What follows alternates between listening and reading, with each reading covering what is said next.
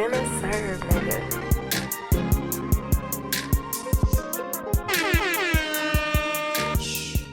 Welcome back to HisEar4Musik, where the culture talks and the vision behind it gets heard.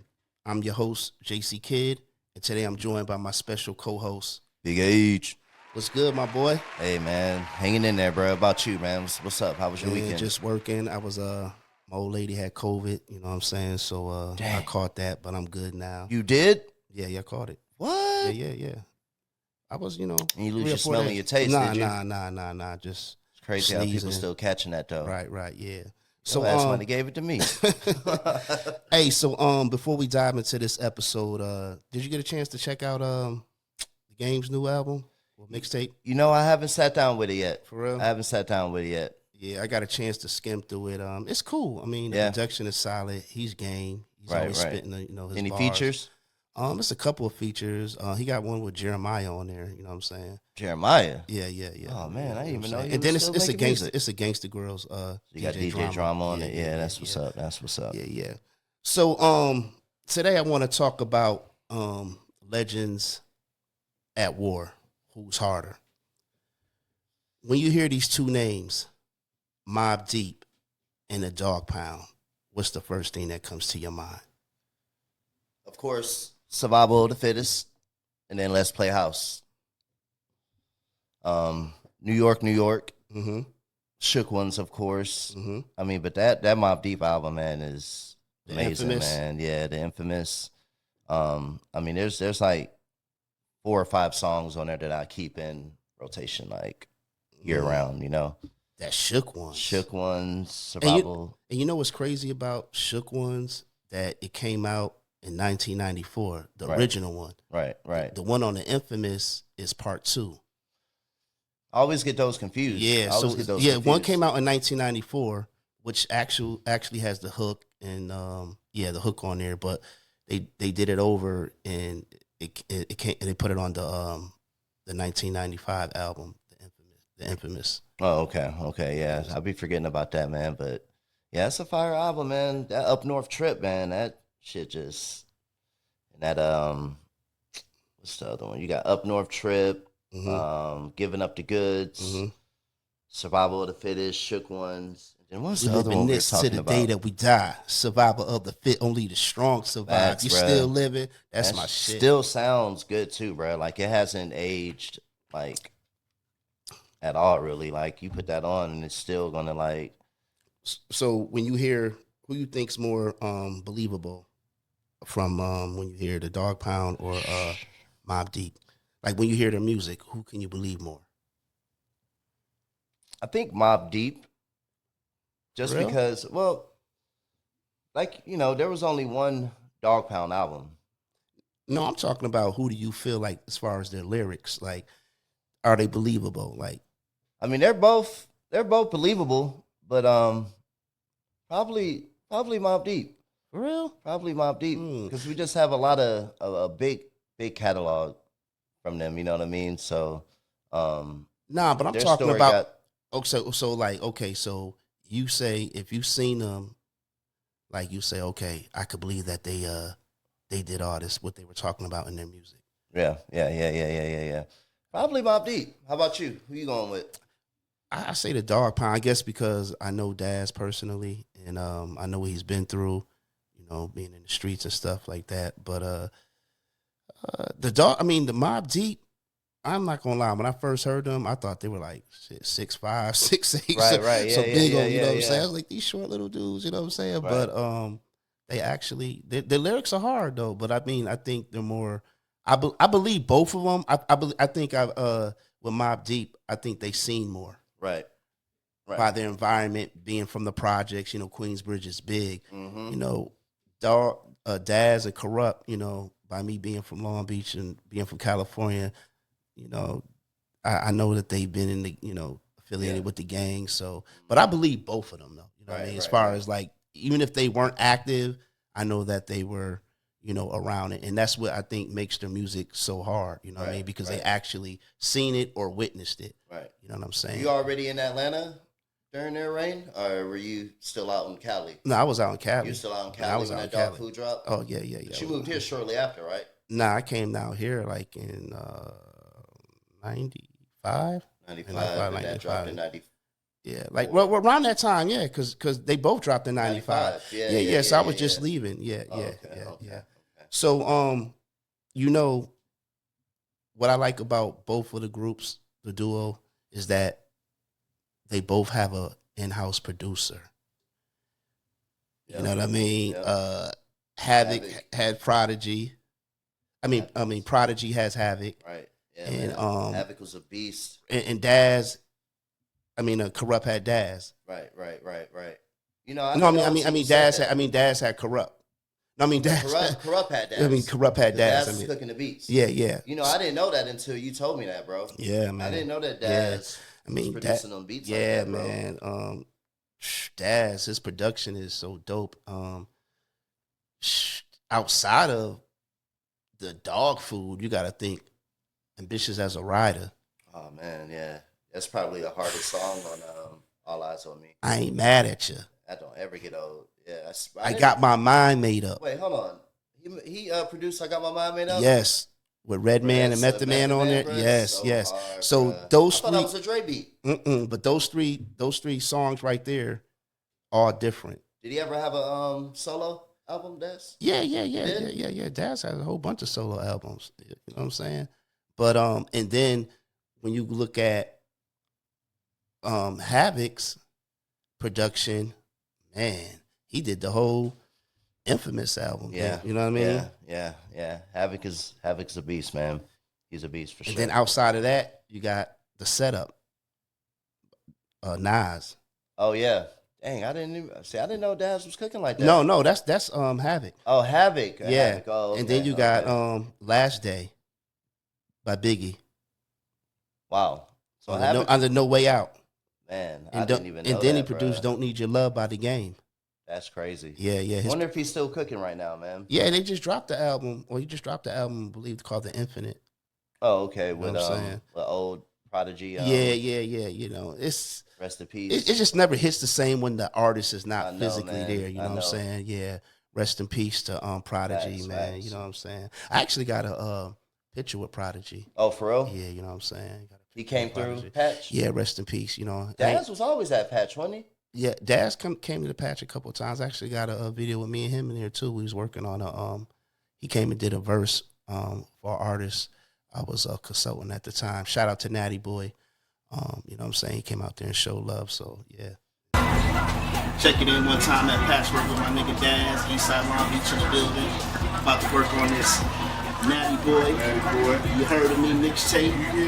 Got that song Work. You already know what it is. The single out on iTunes, Smoke 2. Shout out to Rolls Royce Music, King Tut, King Brown. You know, we about to go in the studio and do it. Who had more quotables that get repeated today? Probably Mobb Deep, bro. Yeah. Yeah, I'm gonna have to go with Mobb Deep. Yeah, because I really don't know too many quotables from the Dogg Pound and Real? Like, you know, not. Boy, you bugging. Give me a quote. There's a lot of them. They both have them. You know what I'm saying? Who you go with? I go with both of them. Yeah. I mean, I'm a Dogg Pound, you know. Right. Fanatic. I love Mobb Deep. You know what I mean? Like, what you say? Really can't go wrong with either. You know. What Mobb Deep say? What Prodigy say? You got me stuck off the realness. We be the infamous. You heard of us? Official Queensbridge murderers. Everybody knows that. The mob come equipped for warfare. Beware of our crime family who got more shots to share than all those who want to profile and pose, rock you in your face, stab your brain with your nose bone. That shit was so hard. Yo, bro. when I first heard that line, I was like, who the fuck is this dude? Right. You know what I'm saying? Right, rock you in your face, stab your brain with your nose bone. That shit was so hard. I don't want no part of him. So hard. No part of him. Facts. You know what I mean? Then I gotta go to Corrupt. Man, Corrupt is just he's a beast. Give me a couple G's for every MC I knock to their knees. Verbally useless. You got the juice, I squeeze you juiceless. Barbaric, versatile. You know, Kenda Meeks, so how the fuck you inherit my style? Crazy. Now about the clear blue sky, I can't deny. Not a day goes by, don't get high, don't ask why. Tonight's the night for me to rip microphones into bits and pieces. Lyrical telekinesis gets me into verbally vindictive. Violent vocabulary vibes through existence. Catch me in a pitch black path as I sit and let the sick thoughts pass to my mental till I hear it instrumental and detrimental verbals get to spitting. The highest intellect try connected with the written. Now they're facing the forbidden. Vocally chosen to explore new terrain. Remain unseen throughout the war. Dips like a Lolo with my verbal faux. The cocoa complexion MC with the slow flow. For show, I take it to you from the dough. Motherfucker, mentally I go hardcore. I disconnect you. Corrupter, MC, to vocally avoid your whole molecular structure. Hey, yo, Dash, I need to put me in the group. I need to be the hype Facts, man. bro. Bars. Yo, he's a beast, man. You know what I'm saying? So when it comes to the pen game and quotable, they both got. I feel like They're both neck to neck. Corrupt's hardest verses was on the Dre first Chronic album. Okay. And Snoop's album. For real? I feel like it's hard. Man, go back and listen to the Dog Food. Yeah, I got to go back. Yeah, I mean, go that back what and came out listen in to the Dog. '95. They both, so I yeah, was 95. like 9. So I was a little young. Young buck. And, you know, that was crazy, bro. Is, me and my homeboy tried to perform that Let's Play House For real? for a talent show. Yeah. So, you know, in school, they gotta bring you up and you gotta perform the song. Yeah. For them to get the clearance Right. for you to perform it. Mm-hmm. It was a big deal, bro. We had the tape, Yeah. put it in. We had our little Nike jumpsuits. We couldn't even get past like 30 seconds, and they're like, you know, called our parents. And Yeah, like, that Let's Play House was my shit Let's too. Play House was hard, bro. That was one of their biggest records too. Facts. On that album. You know What was I'm the saying? song? They had a song on that Murder Was the Case soundtrack too. That was actually the first song I believe they came out with. What would you do if you hard. could fuck with me or my crew? Yeah, that was my You shit. can't, so don't even think about Stepping in the motherfucking house. Yeah, that shit's so hard, bro. And his rapid flows, you know, because Corrupt is actually born in Philly. In New York. Oh, he's born in Philly. Born in Philly, raised on the West Coast. So you can hear that Yeah. the East Coast influence, You can. and you can hear the West Coast influence. Yep. And then what makes it so powerful is like Daz beats. Right. It's funk and it's hard. Right. You know what I mean? And then it's also smooth. Yeah. So he could come so many different ways, and then Corrupt just delivering that A lot of people got Corrupt vicious in their venom top flows. 10. Oh yeah, of all Corrupt. I told you, time, Corrupt bruh. is my top 5. You know what I'm saying? You know, so It's so sad, bro, what happened, though. Like, because I feel like their career got cut a little short, man, with the Death Row, you know, falling out. yeah, like, and you know, and sad, I don't know bruh. if a lot of people know they only released one commercial album as a duo on Death Row, and that was Dog Food. Yep. After that, everything else was independent. Because Dad's always been on the independent game. Right. You know what I mean, he had his own label, Gangsta Advisory. Yep. And he moved down south shortly after that. Dad's been in Atlanta for a good minute. Yeah, buying up property. Yep. Shout out to my boy Daz Dillinger. You know what I'm saying? So yeah, I just think that when Mobb Deep came out, that they changed the landscape in New York. Yeah. They influenced, you know, people like Styles P, Jada, you know what I'm saying, Fabulous, because they came with that. They came with that. They came with that gritty. Yeah. gritty. Yeah. It Them was beats though, man. the production was everything. That's what made it so. right. And then what they were saying, it was just like you could feel like even if you didn't experience it, what they were saying, you could feel it. Dogg Pound don't have a survival of the fittest or shook ones though. What do you mean, like Anthem, Yeah, they don't. New York, New York? Yeah, but you know, I mean, that's a fire. We know that because we hip hop heads. Right. feel me? Right. But just to the casual listener, right? Not too many people gonna know that song. Everybody knows that "Survival of the Fittest." Yeah. I mean, it was a big anthem. Super big. Yeah, it was a big anthem, and it's crazy when that album dropped, it went gold, right? Mm-hmm. And it didn't go platinum until 2020. The infamy. The infamous. Didn't go platinum till 2020. No way. Yep. Damn, that's crazy. Yeah, it didn't go platinum till 2020. Yeah, man. So, but as far as like laying down the foundation for that real raw hip hop, Mobb Deep, you know what I'm saying? They came with it. And then as far as Dogg Pound, bringing that funk and that gangster style and to the West Coast, Yeah. is because they influenced the whole generation as well. Everything you hear right now, everything. Mm-hmm. You talking about NWA, right? No, you talking about Dogg Pound. Dogg Pound. Okay. Yeah. They influenced everything. So you know what I mean.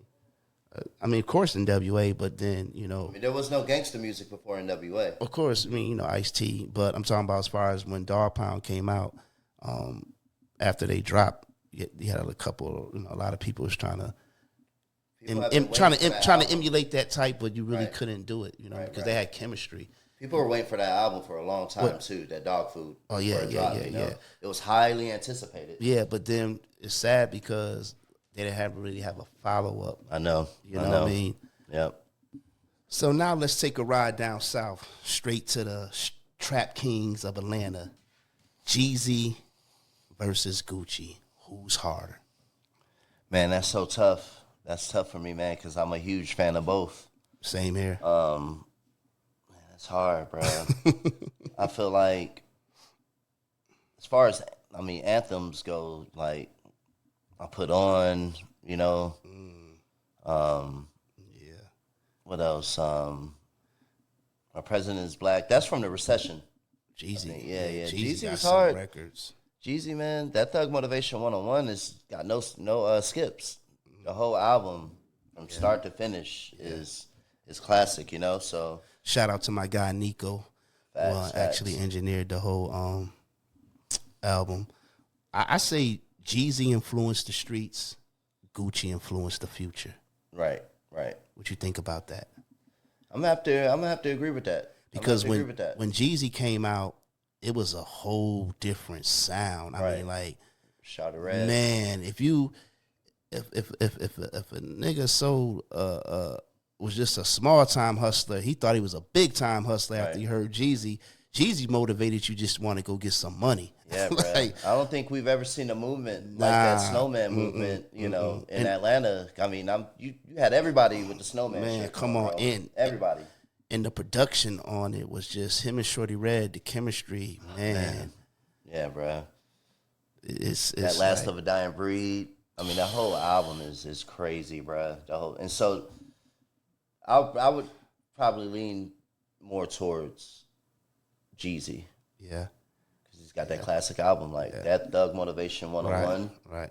Like you said, bro. Like, but then I would agree with you on that as well. But then you look what Gucci's done to the game. Yeah. I mean, the guy dropped like damn near 100 mixtapes. Facts. You know what I'm saying? He flooded the streets, and he's still influential right now. Even to this day, yeah. Facts. And he birthed a lot of what we're hearing right now. Yep. You know what I mean? From the artists to producers. Yep. You got Metro, Mike Will, Southside. You know what I'm saying? Yeah. You put on a lot of artists too, man. Waka, Migos, Thug. Yep. Pee Wee Longway, Young Maul. He was supposed to be. The Migos were supposed to be under his label, right? But he got locked up, so that's why he went to Q and was like, "Yo, look." Right. And then with him, like even I can't even discredit his business savvy. You know what I'm saying? Oh yeah. Because he gave up these artists an opportunity now, whether they mess up and go to prison, that's on them. But as far as like he's done a lot for Atlanta and just for that whole trap music, what I mean, Bricks. Right. Oh man, that was my shit. That's hard, the first day out. First day out, bro. I still listen to that. Still listen Lemonade. to that. Lemonade was hard. And he came different with that because he came with that Bangladesh. And that was something different. Yeah, we didn't really hear that. You know, we used to hearing Gucci rapper Zaytoven beats. Yeah. Their chemistry. Zaytoven and Gucci? Yeah, come on. Yeah. I call them Batman and Robin. Yeah, you know man. what I'm saying? So I got it. That Shawty Red got locked up because him and Jeezy would have had a lot more hits. You see what I mean? Like he got locked up while he was like in his prime, you know? Yeah. And I think with some other stuff going on, but yeah, Shorty Red laid that foundation, and can't forget about Justice League. You know what I'm saying? Justice League. You know what I'm saying? They out of Atlanta? Justice League? I don't really know where they're actually from, but I know that they recorded a lot in Atlanta. Oh, yeah. You know what I'm saying? But I love the impact. I mean, I love I just love that the fact that Gucci and Jeezy did come together, you know, and did the verses and settled that was huge. And settled their differences, you know what I'm saying? I know some people, you know, have their feelings about it, but just for the culture, I respect it as men, you know what I mean? Like, come on, you look kind of crazy being 60, 70, still beefing, you know what I mean? Like, come on, you know what I mean? But rich. But I get it, you know, some people are going to feel a certain way because, you know, death has been involved in, you know what I mean? So, you know what I mean? Whose verse think went harder on So Icy? Jeezy, bro. For real, yeah. Jeezy. Jeezy did snap on that. That introduced $250,000? Yeah, bro. Yeah, Jeezy went hard. I love the whole song, you know what I'm saying? Yeah. So, who you think evolved musically in a more influential way? Who you think evolved? I'm gonna have to say Gucci. Gucci? I'm gonna have to say Gucci, man, because he got stronger once he got out of prison. Right. See what I mean? Mm-hmm. Because, like you said, that first day out, then he had that song. I get that bag and fibbling some of it. You know what I'm talking about? Right, yeah. He came out with that, and then he had that song with Drake. So when he was putting out all those bangers, by that time, Jeezy had already kind of took a step back. Yeah. You know what I'm saying? From music, you know. Yeah. I think he got, like, married. You know what I'm saying? Yeah, right. Gucci was still active. He had dropping projects, right. Too. Yeah. Jeezy didn't have to make up for no lost time. And the fact that he was putting out artists like Pooh Shiesty. Yeah, bro. You know what I mean? So, yeah. Shout out to Pooh Shiesty, bro. He's out now, man. Yeah. I'm surprised we ain't seen him up at Patch.